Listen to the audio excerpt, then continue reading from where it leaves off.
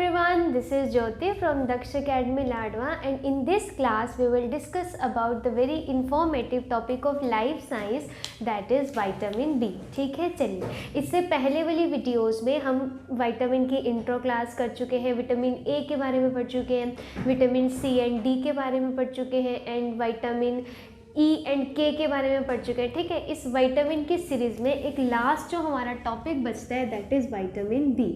अगर अभी तक आपने वो वीडियोस नहीं देखी है तो उनको देख लीजिएगा ताकि एक पूरा विटामिन का चैप्टर आपका वाइंड अप हो जाए। ठीक है, चलिए सबसे पहले बात करते हैं विटामिन बी की। तो एक तो हमें यहाँ से ये सीखना है कि जो विटामिन बी है ना, एक तो ये क्या है हमारा वाटर सोल्यूबल। पहले हमने पढ़ा था वाटर सोल्यूबल है मतलब कि जल में घुलनशील है। दो विटामिन है जो आपके जल में घुलनशील है, एक आपका विटामिन बी एंड एक आपका विटामिन सी, है ना। अगर बात करते हैं विटामिन बी तो ये आपका है वाटर सोल्यूबल। इसके बाद नेक्स्ट आता है हमारा कि ये जो विटामिन बी है ना, it is not the single vitamin, ये एक विटामिन नहीं है। ये जो है इसमें बहुत सारे विटामिन आते हैं, जैसे आपका विटामिन B1 हो गया, B2, B3, B5, B6, आगे B7 हो जाता है, B9 हो जाएगा, B8, आगे आपका B11 हो गया, B12। तो इन सब के बारे में यहाँ से हम जो है डिटेल में करेंगे। ठीक है, देखिए एक एक करके इनको। सबसे पहले तो इसीलिए ये एक विटामिन नहीं है तो इसको बोला जाता है कॉम्प्लेक्स विटामिन।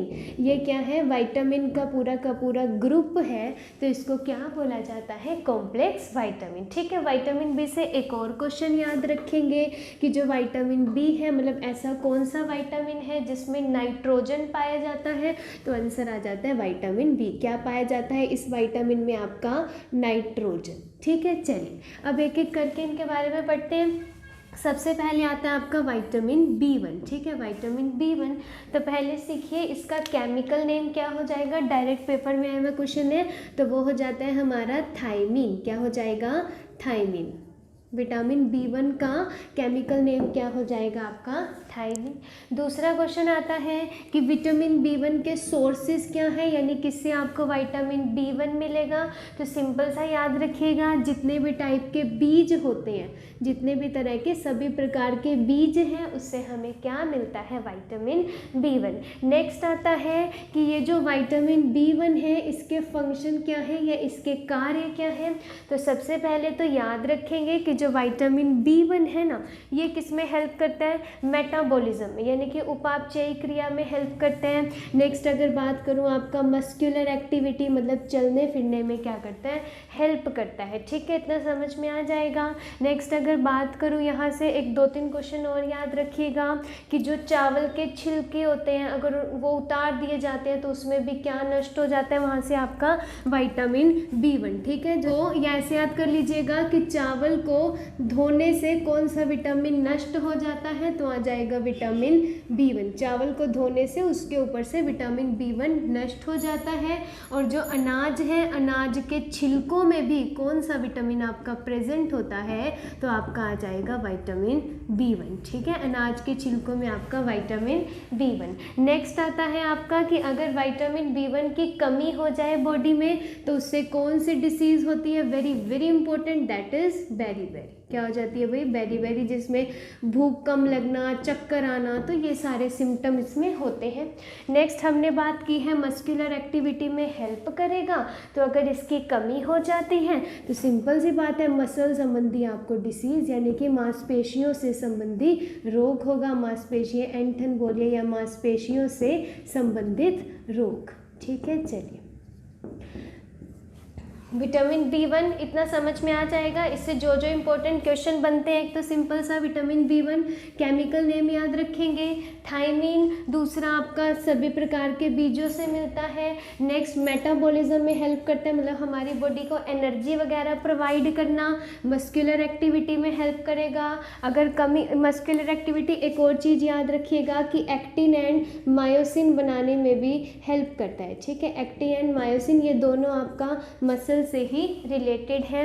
नेक्स्ट आपका कमी हो जाए तो बेरी एंड मसल संबंधी रोग यहाँ से हो जाते हैं। एक और याद रखिएगा, मेंटल डिसऑर्डर यानी कि भूलने की बीमारी या ऐसा मानसिक बीमारी संबंधी भी यहाँ से हो जाता है, मेंटल डिसऑर्डर। ठीक है, नेक्स्ट आता है हमारा विटामिन B2। तो अगर सबसे पहले इसका केमिकल नेम लर्न करें तो वो आ जाएगा राइबोफ्लेविन। ठीक है, क्या आ जाएगा? राइबोफ्लेविन। इसके बाद नेक्स्ट आता है इसके सोर्सेस क्या क्या हो जाते हैं, तो जैसे पनीर, अंडा, हरी सब्जियां, मांस, मछली और दाल वगैरह, इससे हमको क्या मिलता है? Vitamin B2। नेक्स्ट अगर बात करें इसके फंक्शंस क्या है, तो बच्चे की ग्रोथ के लिए या चाइल्ड की डेवलपमेंट के लिए ये विटामिन जो है सबसे अच्छा होता है। तो चाइल्ड की ग्रोथ के लिए, बच्चे के विकास के लिए यह विटामिन आपका B2 हेल्प करता है। ठीक है, नेक्स्ट अगर मैं बात करूं कि विटामिन B2 की कमी से कौन सी डिसीज़ हो जाती है, तो याद रखिएगा किलोसिस। क्या हो जाता है भाई? किलोसिस। किलोसिस में क्या होता है, सिंपल सा सीख लीजिए। जैसे जो हमारे लिप्स होते हैं, इसके यहाँ साइड से ये क्या होता है? फटने लग जाते हैं। ठीक है, तो वो आपकी कौन सी डिसीज़ होती है? किलोसिस, जो विटामिन B2 की कमी से हो जाती है। ठीक है, तो यह विटामिन हमारी स्किन को, लिप्स को और आपकी टंग को क्या रखता है? सेफ रखता है। किसको? जैसे टंग हो गई, स्किन हो गई, आपके लिप्स हो गए, इसको ये क्या रखता है? हेल्दी रखता है। ठीक है, चलिए एक और यहाँ से क्वेश्चन आया था एक बार कि जो विटामिन B2 है इसका अनदर नेम क्या है, तो याद रखेंगे इसको बोला जाता है विटामिन G। ठीक है, विटामिन G भी जो है इसी को बोला जाता है। ठीक है, नेक्स्ट आता है आपका about vitamin B3। Vitamin B3, तो सबसे पहले इसका केमिकल नेम याद रखेंगे। विटामिन B3 का केमिकल नेम हो जाता है नियासिन। ठीक है, क्या हो जाएगा? नियासिन। चलिए नेक्स्ट आता है आपका कि ये विटामिन आपका इसके सोर्सेस क्या है, वही तो अंडे की जर्दी हो गया, दूध, पिस्ता, मेवा वगैरह। ठीक है, इसका फंक्शन क्या है कि यह क्या करेगा? हमारे ब्लड में जो भी कोलेस्ट्रॉल लेवल होता है ना, उसको ये क्या करके रखता है? कंट्रोल। यानी जो भी वसा की मात्रा होती है हमारे ब्लड में, उसको यह क्या करता है? कंट्रोल करता है। ठीक है, नेक्स्ट आता है अगर बॉडी में विटामिन B3 की कमी हो जाए तो उससे कौन सी डिसीज हो जाती है? पेलेग्रा। बहुत इंपॉर्टेंट है भाई, कौन सी डिसीज हो जाती है? पेलेग्रा। इसमें क्या होता है कि जैसे फिंगर्स वगैरह है ना, उसके बीच में क्या होती है? ईचिंग होती है, खारिश सी हो जाती है जो फिंगर्स के बीच में, क्या हो जाता है यहाँ से? पेलेग्रा। नेक्स्ट अगर हम बात करते हैं विटामिन B3 के बाद आपका आ जाता है विटामिन B5। ठीक है, विटामिन B5 सबसे पहले तो इसका केमिकल नेम याद रखेंगे तो वो हो जाता है हमारा पेंटाथोनिक एसिड। क्या हो जाएगा? पेंटाथोनिक एसिड या फिर अम्ल। उसके बाद इसके सोर्सेस क्या हो जाते हैं, जैसे खमीर, दूध और पिस्ता वगैरह। नेक्स्ट आता है यह इसका क्या फंक्शन है कि यह जो विटामिन है ना, ये वेट को या फिर वजन को क्या करके रखता है? कंट्रोल करता है। ठीक है, वेट को क्या करता है? कंट्रोल करता है। नेक्स्ट अगर मैं बात करूं, अगर विटामिन B5 की बॉडी में कमी हो जाए तो उससे कौन सी डिसीज़ हो जाती है? That is पैरेंथीसिया। पैरेंथीसिया में क्या होता है? सिंपल सा सीखिए कि जो फिंगर्स हैं उनके बीच में क्या होता है? बर्निंग सेंसेशन से, जैसे जब हाथ पैर जो होते हैं वो सुन्न से हो जाते हैं ना, तो यहाँ क्या लिखेंगे इसको? Burning sensation in feet. Fingers में या फीट में क्या होती है? बर्निंग सेंसेशन पैरेंथीसिया में। इतना समझ में आ जाएगा। चलिए नेक्स्ट आता है, हाँ यहाँ से ना एक चीज़ रह गई, जहाँ आपने विटामिन B2 लिखा था ना, उसमें एक और चीज़ याद रखिएगा कि यह जो विटामिन है ये तो एक तो किस कलर का होता है? तो ये आपका येलो कलर का होता है। किस कलर का होता है? येलो कलर का। और अगर इसको सूर्य की रोशनी में या इसको ज़्यादा पकाया जाता है तो यह जो विटामिन है यह नष्ट हो जाता है, यह विटामिन क्या हो जाता है? ख़त्म हो जाता है। ठीक है, चलिए नेक्स्ट यहाँ से बात करते हैं विटामिन B6 की। ठीक है, तो विटामिन B6 का एक तो केमिकल नेम याद रखेंगे, क्या आ जाएगा? पायरिडॉक्सिन। ठीक है, इंपॉर्टेंट है, क्या आ जाएगा? पायरिडॉक्सिन। ठीक है। नेक्स्ट इसके सोर्सेस क्या हो जाते हैं, तो दूध, अनाज, गेहूं और मांस वगैरह। नेक्स्ट अगर बात करते हैं इस विटामिन B6 का मेन फंक्शन क्या होता है, हमारी बॉडी में आरबीसी का जो भी लेवल है, आरबीसी या जो भी प्रोडक्शन करता है, रेड ब्लड सेल की जो भी प्रोडक्शन करता है, उसके लेवल को क्या करके रखना, कंट्रोल करके रखना या फिर मेंटेन करके रखना आरबीसी के प्रोडक्शन को, है ना।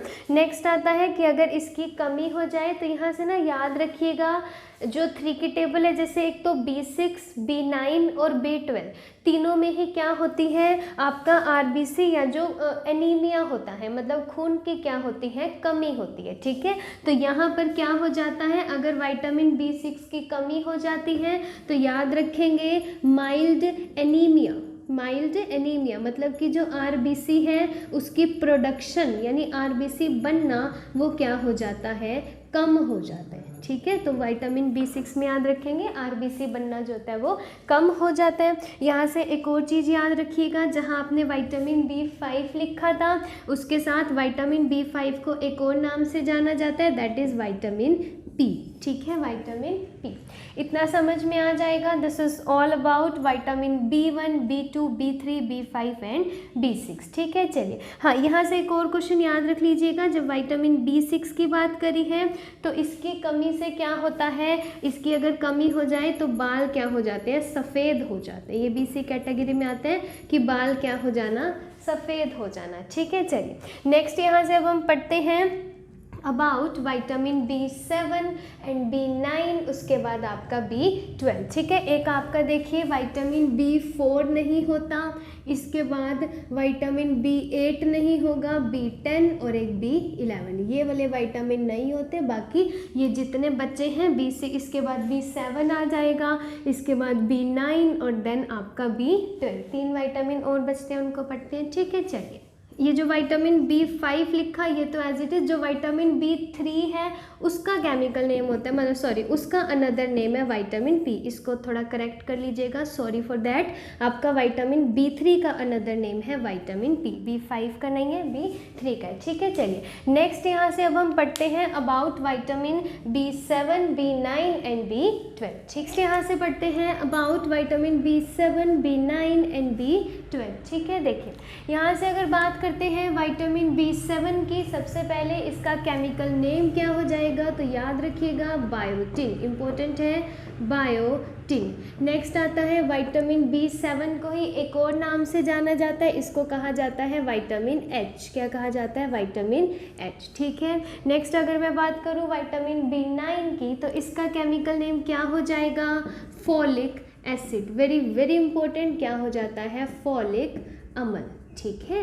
और विटामिन B9 को एक और नाम से जाना जाता है, दैट इज़ विटामिन M, किस नाम से जाना जाता है, विटामिन M। नेक्स्ट अगर मैं बात करती हूँ विटामिन B12 की तो इसका केमिकल नेम क्या हो जाएगा, साइनोकोबालामिन, बहुत इंपॉर्टेंट, बहुत बार एग्जाम में पूछा है, साइनोकोबालामिन। एक तो इन तीनों के केमिकल नेम याद रखिएगा। इसके बाद नेक्स्ट हम यहाँ से पढ़ते हैं कि जैसे आपका विटामिन B7 है, इसके सोर्सेज क्या क्या हो जाएंगे, जैसे बनाना हो गया, नट्स हो गया, मशरूम और ब्रोकली वगैरह, ठीक है, जो आपकी हेल्थ को क्या रखेंगे, काफ़ी हेल्दी रखेंगे। इसका मेन फंक्शन क्या है कि यह बॉडी में फैट को या फिर वसा को सिंथेसिस करने में, संश्लेषण करने में क्या करता है, हेल्प करता है, ठीक है। हमने बात की है हमें हेल्दी रखेंगे, हमारे नेल्स को हेल्दी रखेंगे, हेयर्स को हेल्दी रखेंगे। तो अगर इनकी बॉडी में कमी हो जाती है तो यहाँ से क्या हो जाता है, डर्मिस, डर्मिस का मतलब है कि जो बाल है, बालों का क्या होना भाई, झड़ना, ठीक है, यानी कि हेयर फॉल वगैरह होना। तो वो समस्या किससे होती है, आपका विटामिन B7 की कमी से, ठीक है, हेयर फॉल होना या फिर जो नेल्स है ब्रिटल यानी नेल्स का क्या होना, टूटते रहना, ठीक है। तो अगर हम हेल्दी खाना खाते हैं तो ना वहाँ से बाल झड़ते और ना वहाँ से मतलब आपके जो नेल्स हैं वो भी नहीं टूटते। नेक्स्ट आते हैं आपका अबाउट विटामिन B9, तो यहाँ से केमिकल नेम हो गया फॉलिक एसिड, सोर्सेज क्या हो जाते हैं, जैसे एप्पल हो गया, पोमीग्रेनेट, मतलब जिससे भी देखिए क्या है, 9 है ना, 9 देखते ही हमें याद आ जाना चाहिए वही आपका एनीमिया या फिर खून की कमी, तो यहाँ से सोर्सेज जो आपको मतलब ब्लड बनाने में हेल्प करते हैं तो आ जाएगा एप्पल एंड पोमीग्रेनेट वगैरह, ठीक है। फंक्शन वही आरबीसी के प्रोडक्शन में हेल्प करेगा, और अगर इसकी कमी हो जाती है तो क्या हो जाता है, एनीमिया, ठीक है, एनीमिया। चलिए, यानी कि अरक्तता मतलब कि खून की कमी, ठीक है। नेक्स्ट यहाँ से हम बात करते हैं अबाउट B12, जिसके सबसे ज़्यादा क्वेश्चन आते हैं, देखिएगा।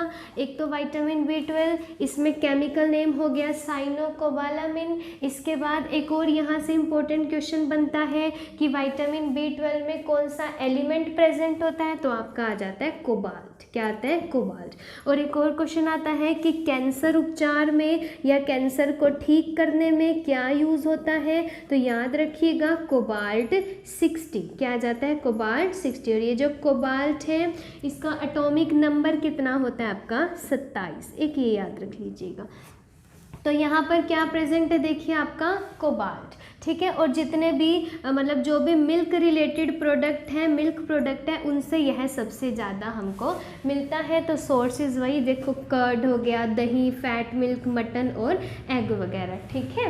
नेक्स्ट आता है कि विटामिन B12 और हमें किस किस में हेल्प करते हैं, तो सबसे पहला काम इसका क्या है कि जो भी स्पिनल कॉर्ड, मेरुरज्जु और जो भी नर्व है उसको यह क्या करता है, डैमेज होने से बचाता है, हमारे ब्रेन को भी क्या रखता है, हेल्दी रखता है, ठीक है। और अगर इसकी कमी हो जाए तो इससे क्या होगा, एक एल्जाइमर क्या होता है, भूलने की बीमारी, ठीक है। क्या होता है, भूलने की बीमारी, ठीक है जी। नेक्स्ट, ये क्या करता है, हमारे हार्ट को भी क्या रखता है, हेल्दी रखता है। हार्ट है एक प्रोटीन को रिलीज करता है जिसको बोला जाता है होमोसाइटिन।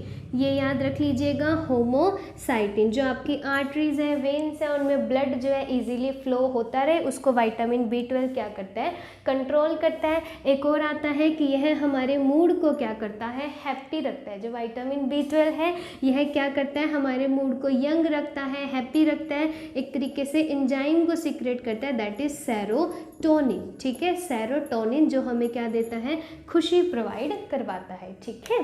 तो इसकी कमी से अल्जाइमर हो गया या जो भी आपका हार्ट रिलेटेड डिसीज़ होगी। इसीलिए जितना ज़्यादा हेल्दी खाना खाएंगे उतना हम जो है अच्छे फिट एंड फाइन रहेंगे, ठीक है। This is all about your vitamin B।